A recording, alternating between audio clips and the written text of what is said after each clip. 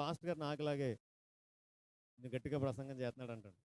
ప్రసంగం చేస్తుంటే ఒక సహోదరి, ఒక ముసలావిడ కింద కూర్చుని పాస్టర్ గారి వైపు చూస్తూ ఏడ్చేస్తుందంటండి.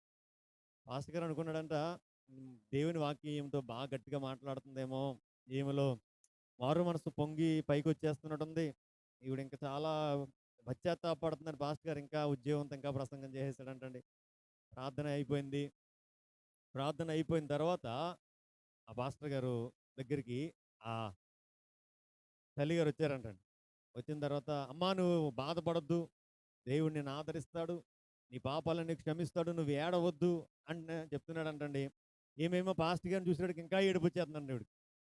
ఇంకా ఏడుపు వచ్చేస్తుంది. ఎందుకమ్మా అంత అలాగే ఏడుస్తున్నావు అంటే, ఆమె చెప్తుందంట, పాస్టర్ గారు మిమ్మల్ని చూస్తే నాకు ఒక మేకపిల్ల ఉండేదండి. ఆ మేకపిల్ల గడ్డం కూడా మీ మీ గడ్డం లాగానే ఉండేది. ఆ గడ్డం చూసినప్పుడల్లా నాకేం గుర్తొచ్చిందంటే, చచ్చిపోయిన నా మేకపిల్ల గుర్తొచ్చిందండి. అందుకే నాకు చూడండి, దేవుని దేవుని దగ్గరికి వచ్చిన తర్వాత అండి, ఇంకా లోక సంబంధమైన సంగతులన్నీ ఏం చేయాలండి?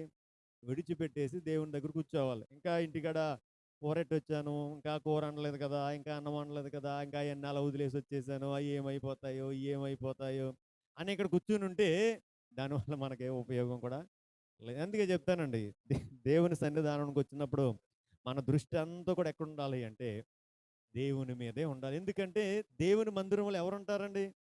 దేవుడు ఉంటాడండి. ఆయన చూచేది పై రూపాన్ని కాదండి. దేవుడు చూచేది ముసుగేసుకున్నారా లేదా అంటే, ముసుగేసుకోవద్దని కాదండి, వేసుకోవాలి.